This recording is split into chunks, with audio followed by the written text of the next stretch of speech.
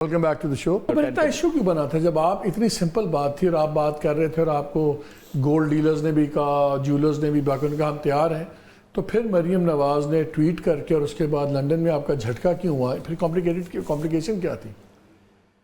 چلے اس کو چھوڑ دیں. بہت ساری نہیں, I want to know budget کی بات کر رہے ہیں نا آپ, کہہ رہے ہیں آپ کی بات سے مجھے لگ رہا ہے یار ان لوگوں کو بھی اعتراض نہیں ہے اگر آپ ریشنلائز کر لیں 3,000 روپے تو پھر پھٹا کیا ہے, میں نے پھر ہو کیوں نہیں رہا؟ ابھی تاجر 2 اسکیم کی کروڑوں اس کے ایڈورٹیزمنٹ پہ خرچ دیے لیکن ابھی تک شاید 25,000 ایڈ ہوا ہے ٹوٹل. دیکھیں گزارش یہ ہے کہ ہم نے بڑی وائڈ اسپریڈ کنسلٹیشن کی تھی دکانداروں سے پاکستان بھر, ٹھیک ہے, کسی کو بھی پیسے دینا اچھا نہیں لگتا لیکن کنسلٹیشن کامیاب تھی. اور آپ دیکھیں کہ اس سے وہ دکاندار جس کو آپ 3,000 روپے لے رہے ہیں جس سے آپ وہ 80,000 روپے یا لاکھ روپے بجلی کے بل میں بھر رہا ہوتا ہے ویسے بھی, تو 3,000 روپے دینے کے وہ لائق ہوتا ہے. مگر کچھ جو دکانداروں کے لیڈرز ہوتے ہیں وہ اپنی سیاست چمکا رہے تھے اور کچھ انٹرنل مسلم لیگ کے اندر جو تھے وہ ڈس ایگریمنٹس تھے بٹوین ڈفرینٹ پیپل, تو وہ ایک تو آپ کا ڈاکٹر صاحب کی اکنامک پالیسیز کا کلیش تھا نا, وہ تو ایک حد وہی مسئلہ تھا, وہ ایک سائڈ ہے, وہی مسئلہ تھا, تو اس کے علاوہ کوئی بڑا مسئلہ نہیں تھا, وہی مسئلہ تھا. تو آج اگر گورنمنٹ چاہے یہ آرام سے ہو سکتا ہے ریٹیلرز والا, آئی تھنک سو ہو سکتا ہے. دیکھیں ہماری گورنمنٹ جو ہے جہاں اگر چاہے ہماری گورنمنٹ کبھی کبھی اپنی ریٹ اسٹیبلش نہیں کرتی ہے, اور میں تو یہ سمجھتا ہوں کہ یہ گورنمنٹ بہت ڈرتی ہے جو اس کو فیصلے کر لینے چاہیے. لیکن مجھے ایک بتائیں ابھی جو اتنا شور ڈالا جا رہا ہے انفلیشن اتنی کم ہوگی 11%, انٹرنیشنلی کموڈٹی پرائسز کم ہوئی ہوئی ہیں, آئل پرائسز گری ہوئی ہیں, لیکن یہ بڑی وہ ہیں ٹرانزٹری سی یہ چینجز ہیں. کل کو تیل مہنگا ہوگا تو پھر پیٹرولیم مہنگا ہو جائے گا, بیکاز امپورٹ ہماری پیٹرولیم کی کم نہیں ہوئی, صرف والیوم وہی ہے, قیمت کم ہونے کی وجہ سے بچت ہوگی. تو اگر اسی والیوم پہ مہنگا تیل آیا پھر بڑھ جائے گا, بجٹ آئے گا اس میں بجلی کے ٹیرف پھر ہمیں بڑھتے نظر آ رہے ہیں, سب کچھ ہو رہا ہے. تو یہ جو ریلیف ہے یہ تو بڑی ٹرانزٹری سی ریلیف ہے جو آج شادیانے بج رہے ہیں 11%, 12%, شکر ہے کم ہے. لیکن میں ناظرین کے لیے ایک چیز ناظرین کلیئر کر دوں کہ بہت سے لوگوں نے پوچھا کہ جی یہ اگر گورنمنٹ کہہ رہی ہے 30% سے 11% پہ آ گئی ہے 12% پہ, تو سڑک پہ مہنگائی کیوں اسی طرح ہے؟ ٹیکنیکلی اگر آپ دیکھا جائے تو یہ جو آپ کی مہنگائی کی شرح جس تیزی سے بڑھ رہی تھی یہ اس میں کمی آئی ہے. اس کا مطلب یہ نہیں ہے کہ سڑک پہ جو چیزیں ہیں وہ آپ کی اب جو 30 روپے کی چیز تھی وہ 12 روپے کی ہوگی, وہ نہیں ہوئی. Prices in the market is different, اور یہ جس ریشو سے بڑھ رہی تھی یہ جو یہ ڈیسلریشن ہے یہ اس شرح کی بڑھنے کی ہے. ایم آئی رائٹ؟ جو اس طرح سوچ لیجئے کہ جو 2 سال پہلے 30 روپے کی چیز تھی وہ پچھلے سال 40 روپے کی ہو گئی, تو 33% بڑھ گئی. اس سال وہ 40 سے 44 کی ہوئی ہے, تو ہم کہہ رہے ہیں کہ 10%. سو بیسکلی گراؤنڈ پہ قیمتیں کم نہیں ہوئی. نہیں, قیمتیں کم کرنے کا تو حکومت کلیم بھی نہیں کر رہی. حکومت کہہ رہی ہے کہ جس تیزی سے سر انہوں نے 2 چیزوں پہ بھی اتنا کہا ہے کہ وہ روٹی سستی ہوگی, سب کچھ ہو گیا ہے, بیکاز پیٹرول وہی ہے, بجلی وہی ہے. ایک سال کے اندر 123% بجلی بڑھی ہے, اس سال 58% بڑھی ہے, ہر چیز بڑھی ہے. اس لیے لوگ پوچھ رہے ہیں یار یہ پریس کانفرنسز ہو رہی ہیں تو مہنگائی گئی کہاں ہے؟ سر مہنگائی کے اندر حکومت, اور بالکل ہی نمبر صحیح ہے, حکومت کوئی جھوٹ نہیں بول رہی ہے کہ جس اسپن ہے اسپن تو بتائیں لوگوں کو کہ مہنگائی جس سپیڈ سے بڑھ رہی تھی اس رفتار میں کمی آئی ہے, باہر چیزیں سستی نہیں ہوئی. ظاہر ہے یہ تو, ہاں بالکل اسٹیٹسٹکس یہی کہہ رہی ہے, حکومت یہ کہہ رہی ہے, یہ نہیں کہہ رہی کہ 11% ڈیفلیشن ہوا ہے, وہ کہہ رہی ہے 11% انفلیشن ہوا ہے. کہ مہنگی تو ہوئی ہیں, انفلیٹ تو ہوئی ہیں چیزیں, لیکن 11% سے ہوئی ہیں کہ نہ کہ 35% سے جو پچھلے سال اس مہینے میں تھی. تو آپ بس اس بات پہ خوش ہو جائیں کہ جس سپیڈ سے چیزیں مہنگی ہو رہی تھی اس میں کمی آئی ہے, چیزیں سستی نہیں ہوئیں. اور ابھی بجٹ کے بعد, اب مجھے بتائیں بجٹ کے بعد اب اس وقت گورنمنٹ پاس آپشن ہے کیا, ریلیف کہاں دے سکتی ہے؟ یار ایک ریلیف جو ہے نا پاکستان کو لے ڈوبی ہے ایمان سے. یہ ریلیف دینا نا, مطلب ریلیف کس طرح دی جاتی ہے؟ ریلیف اس طرح کہ چلیں, میں ریلیف میں بھی رانگ ورڈ, میں یہ نہیں کہہ رہا سبسیڈائز کریں. نہیں, relief is the right word, this is the word the government uses. میں آپ سے گزارش یہ کر رہا ہوں کہ ریلیف کہاں سے دی جاتی ہے؟ مالک سے پیسے لے کے مفتاح کو ریلیف دے دی, مفتاح سے پیسے لے کے خالد کو ریلیف دے دی, خالد سے پیسے لے کے سمینہ کو ریلیف دے دی. کیونکہ ہو اب یہ گیا ہے جو مڈل کلاس تھا, جو اپر مڈل کلاس تھا وہ مڈل کلاس بن گیا, middle class lower middle class والا غریب, غریب والا غریب ترین ہو گیا. سو کیٹیگریز بدلتی سی جا رہی ہیں, والا مفلسی میں آ گیا ہے. تو اب لائک بجلی کی قیمتیں چڑھنی ہیں, انرجی سے ہر کوئی کہتا ہے انرجی سیکٹر ریفارمز کریں. ہر اس کے بغیر معاملہ حل نہیں ہوگا. انرجی سیکٹر ریفارم کیسے ہوگی؟ آئی پی پیز کی چلیں کیپیسٹی پیمنٹس, اس پہ کیا ہو سکتا ہے؟ دیکھیے ایک تو بڑی آسان چیز ہے, اور میں سارے پاکستانی بھائیوں اور بہنوں کو جو آپ کا شو دیکھ رہے ہیں ایک گزارش کرتا ہوں کہ کسی دن 15 منٹ کے لیے کسی تھانے میں چلے جائیں یا کسی کچہری میں چلے جائیں. آپ جس شہر میں رہتے ہو پاکستان میں, کراچی سے لے کر گلگت تک کسی بھی شہر میں تھانے میں چلے جائیں, آپ کو 5 منٹ میں اس حکومت کی, پاکستان بھر کی تمام حکومتوں کی حکمرانی نظر آ جاتی ہے. کسی تھانے کچہری میں چلے گئے. ہم کو یہ بات سمجھنی چاہیے کہ ہماری حکومت کی کوئی حکمرانی صحیح نہیں ہے, کوئی نظام ٹھیک نہیں ہے. تو جتنا حکومت کا لمٹ کر دیں گے رول اتنا اچھا ہے. اگر آپ بجلی کے معاملے سے نکل جائیں, اگر آپ گیس کے معاملے سے نکل جائیں, آپ ساری کمپنیاں بیچ دیں, ڈسٹریبیوشن کمپنیز, قسم کھا لیں کہ آئندہ کوئی بھی آئی پی پی سے معاہدہ نہیں کریں گے, کوئی بھی اور معاہدے نہیں کریں گے, اور آپ چیزوں سے نکل جائیں تو قصہ ختم ہو جائے گا. آپ دیکھیے نا 158% بجلی کی قیمت بڑھی ہے, آپ نے بتایا, ٹیلی ویژن کی قیمت بڑھی ہے, فون کی قیمت بڑھی ہے. اور شارٹیج کس کی ہوتی ہے؟ جب سردیاں آتی ہیں تو گیس کی شارٹیج ہوتی ہے, گرمی آتی ہے. اور یہ جو قیمت بڑھ بھی رہی ہے یہ ان کی اپنی انیفیشنسیز ہیں, چوریاں, لائن لاسز, بلیں میں 1 پیسے کی لائن لاس کم نہیں ہوتی ہے, نہ بل کلیکشن پڑتا ہے. ایسے ایسے فیڈرز ہیں جہاں پہ 80% تک لوگ بل نہیں دیتے, آپ ان کو بجلی دے رہے ہیں.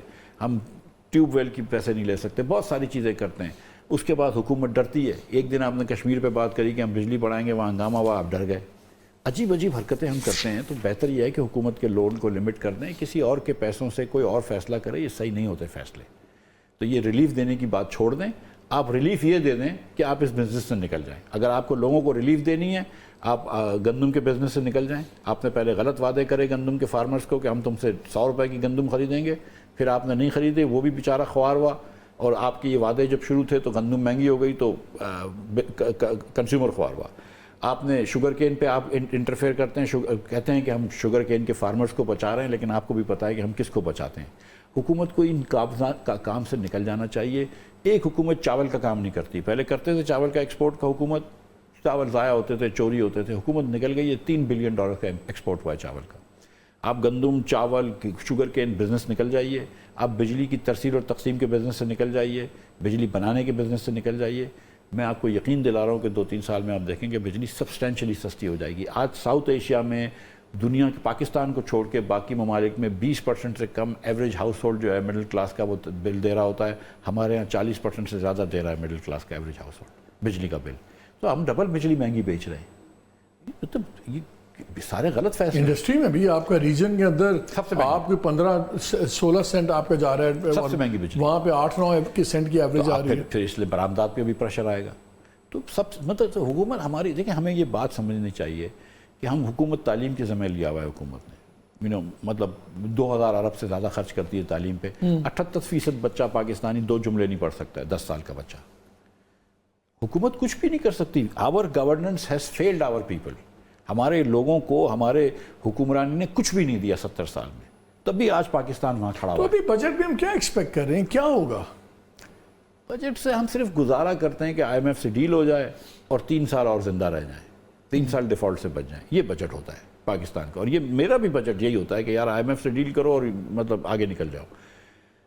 ہم کو فنڈامنٹل اصلاحات کرنی پڑیں گی. جیسے میں نے آپ سے گزارش کری کہ پاکستان تبھی اپنے پیروں پہ کھڑا رہے گا جب آپ NFA ایوارڈ کو ریشنلائز کریں گے. آپ دیکھیں ممالک صرف نوکری پیشہ لوگوں سے ٹیکس لیتے ہیں, آپ مینوفیکچرنگ سے ٹیکس لیتے ہیں, اور غریب لوگوں سے سیلز ٹیکس لیتے ہیں. کہ ایک مالی جو ہے وہ صابن خریدنے جاتا ہے اس سے ٹیکس لیتے ہیں, ایک چوکیدار جو ہے وہ ٹوتھ پیسٹ خریدنے جاتا ہے اس سے ٹیکس لیتے ہیں. آپ پورے پاکستان کی یہ مرگلا روڈ ہے, اس کی بڑی بڑی اربوں روپے کی پراپرٹیاں ہیں, ان سے آپ ٹیکس نہیں لیتے. یا کراچی کے اندر کلفٹن کے اندر یا لاہور میں گلبرگ میں آپ ٹیکس نہیں لیتے. اب ہزار ایکڑ کی جس کے پاس اراضی ہے ایگریکلچر ٹیکس کی, ان سے آپ ٹیکس نہیں لیتے. لیکن آپ یہ جو کیمرہ مین ہے جو لاکھ روپے کی تنخواہ نہیں ہے اس سے آپ ٹیکس لینا شروع کرتے ہیں. تو یہ مطلب آپ کو ہاریزونٹل ایکویٹی ہونی چاہیے, ورٹیکل ایکویٹی ہونی چاہیے. ایک یہ مجھے بتائیں, ایک پاکستان کا مسئلہ جو اسٹرینتھ بھی ہوتی تھی ایک زمانے میں, لوگ کہتے ہیں جی جو پیرل اکانومی ہے یہ بڑی زبردست چیز ہے, اس لیے کووڈ میں بھی سروائیو کر گیا. میں کیش ان سرکولیشن دیکھ رہا تھا, یہ بڑی خوفناک چیز ہے. ہمارا کیش ان سرکولیشن جو ہے, ناظرین جو کیش سے کھڑا دھندا چل رہا ہے 9.2 ٹریلین کھرب روپے, یعنی کہ 32 بلین ڈالرز جو ہے اس وقت ہماری 9.2 ہے, اور یہ 11% ہے نیشنل جی ڈی پی کا. گلوبل ایوریج 5% ہوتی ہے میکس. اس کو کیا حل کریں اس کو, بیکاز یہ سب سے بڑا وہ ہے ایشو. سر جب آپ دیگر چیزیں ٹھیک کرنا شروع کر دیں گے تو یہ خود بخود ٹھیک ہو جائے گا. مثال کے طور پر کیونکہ میں ریٹیل کا بھی دیکھ رہا تھا اسی میں کہ 20.7% ہے GDP کا, لیکن جو ان کا ڈپازٹ پینیٹریشن ہے وہ صرف 5.8%. کس کا یہ ریٹیل سیکٹر ریٹیل, ہاں دیکھیں یہ فائنینشیل ایئر 22 کے فگرز ہیں.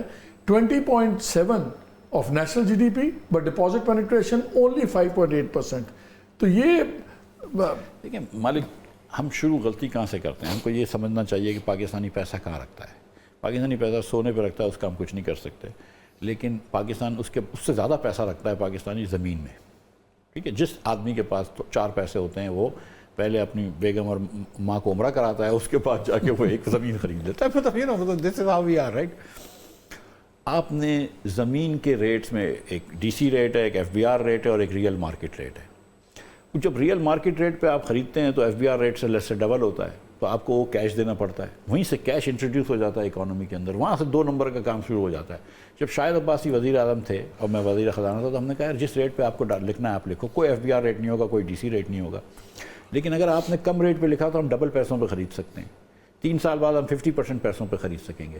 وہاں سے آپ نے اس کو پکڑنا ہے. اس کے بعد ہم نے کہا تھا کہ آپ اگر ٹیکس پیئر نہیں ہیں تو آپ گاڑی نہیں خرید سکتے. آپ کیسے خرید سکتے ہیں اگر میرا ایک سودا ہوا ہے, for example let's see the other side, ہاں جنرلی ایک پراپرٹی آج 10 کروڑ کی ہے, ہاں بندہ لے لیتا ہے. ہاں 3 سال بعد جنرلی 6 مہینے کے اندر 6 مہینے کے اندر ہاں 3 سال تک تو نہیں, وہ 3 سال میں تو بڑھ جاتی ہے. 6 مہینے کے اندر آپ کی آفر یہ تھی کہ 6 مہینے میں اگر سرکار چاہے گی تو ڈبل پیسہ میں خرید لے گی, تو اسی کا ڈبل دے کے آپ سے لے سکتے. ہاں ٹھیک ہے.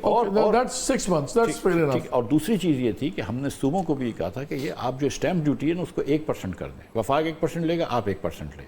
اسٹیمپ ڈیوٹی کو کم کر دیں, کیونکہ آپ اگر 8% دیکھیں, ایک 20 کروڑ روپے کا کوئی مکان لیتا ہے, آپ اس کو بولتے ہیں 8% ٹیکس دو, تو 1,60,00,000 روپے دیتے ہیں.